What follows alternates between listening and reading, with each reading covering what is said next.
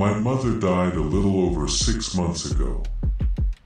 I lived with her, but she had been battling a cancer diagnosis for a couple of years.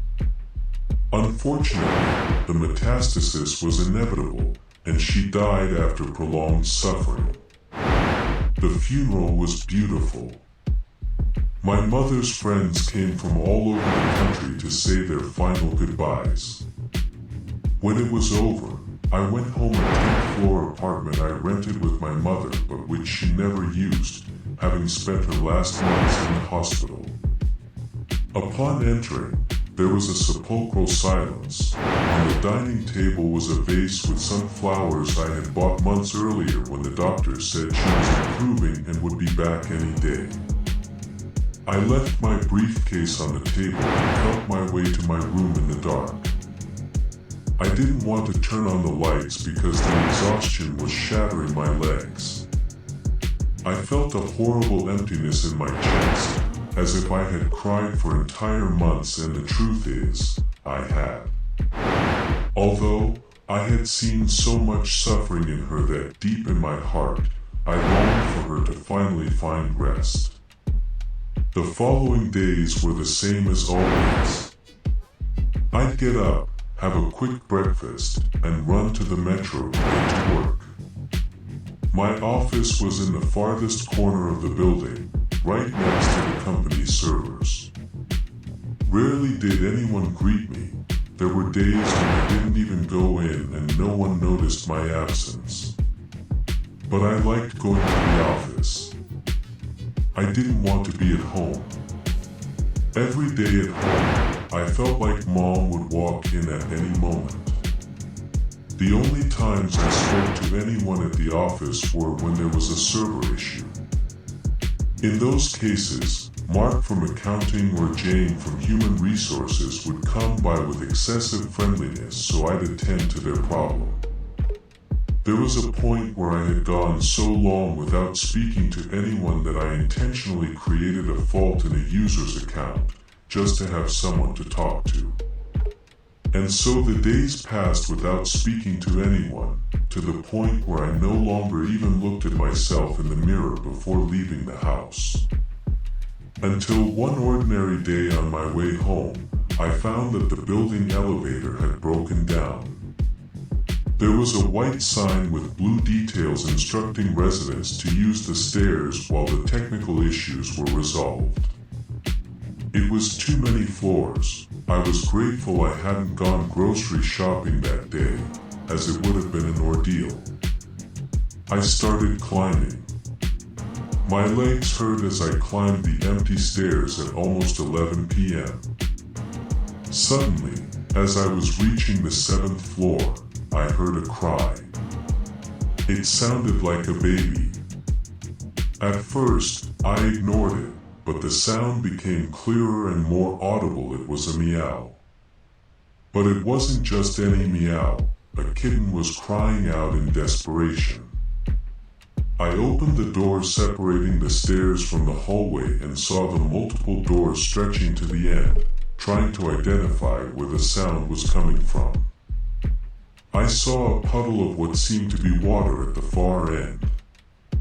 I walked slowly, watching as the motion-activated lights turned on one by one. When I was a few steps away, the light came on and the image was clear. The puddle was blood, and the meowing was coming from that door. I approached and tried to open it, but I couldn't. I immediately ran down the stairs to the concierge desk and informed the only guard on duty. We went up together, and after getting permission from his boss, he used a master security key. The scene was horrific. There was a woman with a mutilated leg lying in a pool of blood. And on top of the woman was a little black kitten, a few months old, meowing desperately. The poor creature came towards me and started purring while rubbing against my calves. I bent down to pick it up, and it looked at me with a tenderness that melted my heart. I held it to my chest, and it rubbed against my neck, alternating between purrs and meows of what seemed like pleasure. The police arrived after about 2 hours. I took the cat up to my apartment. Such a beautiful little creature had no business being in such a horrible place. A burly officer knocked on my door around 3 a.m. I told him everything that had happened, and he asked if I knew the woman. I denied any relation to her. I didn't even know her name. The officer asked about the cat. I told him it seemed to belong to the murdered woman, but that I didn't want to leave it there because of the traumatic scene. The officer said he'd check with his squad whether they should take the cat or if I could keep it. At that moment, the cat puffed up at the officer and made that angry hissing face cats do. I tried to sleep, but the cat snuggled right on top of my face, making it hard to breathe. But the animal was so beautiful I simply couldn't be angry with it. Early in the morning, I went to work. I tried to give it some water, as I had no food in the house to offer the kitten. The day at the office was as long as any other, but I was particularly free of tasks, so I decided to leave a note on my desk with my phone number. Call me if you need anything urgent, grabbed my things, and left. Right across from my office, there happened to be a pet store. Upon entering, an older, gray-haired man with a mustache greeted me with great cheer. "How can I help you?" "Thank you. Look, the thing is, I have a kitten, a few months old, staying at my house for now. I'd like to know what's the most important thing I should have while I have him." "Of course," he said with a broad smile. "The essential and most important things are 3, a bed, a litter box, and, of course, food." I looked through the items and tried to buy a bed that would match the color of my sofa. After all, I didn't want it to clash. I also bought a litter box, a bag of unscented litter, a bag of kitten food, plus bowls for water and food. I also bought a little mouse toy. I didn't want the kitten to damage things in the house, but I didn't want him to get bored either.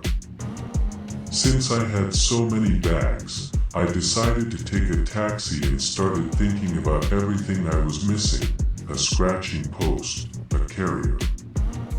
Also, something extremely important was missing: a leash with a tag so he wouldn't get lost, and, of course, a name.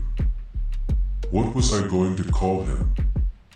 Normally, I'd stay silent for the entire taxi ride, but the driver, seeing me so loaded, said, "So, new pet? A cat, right?" "Yes, sir. It's a kitten I found." I couldn't describe the scene without a shudder. "Well, found on the street. Cats are like that. They adopt you.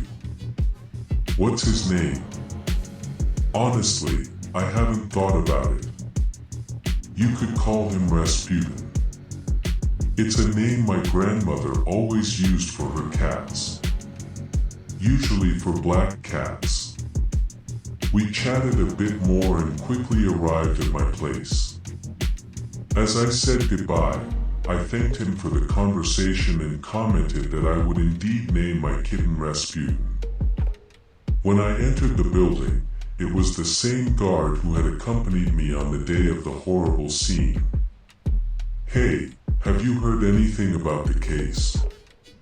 Do they know who's responsible?" "From what I've heard, nothing yet. The police have come several times and taken evidence, but it seems they have no suspects yet." I took the elevator, grateful it was working again because I was carrying things. Upon reaching my floor, I could hear the meowing from the hallway. That sound filled my chest with warmth. Someone was waiting for me at home. I opened the apartment door, and the cat lunged at me. He was purring like crazy, and I dropped the things to hug him. I felt an intoxicating happiness. "Rasputin," I said, and he immediately looked at me as if recognizing an old friend, but quickly changed his expression back to that of the usual sweet cat. "Look what I brought you," and I showed him all the things. "You must be starving, so I'll serve you some food." I arranged the things and served him some of the kibble the man at the pet store had given me. I put the food on the dining table because I had no other suitable spot. He approached curiously but simply sniffed the food with indifference. "I guess you're not that hungry," I tried to convince him to eat, but he just got in.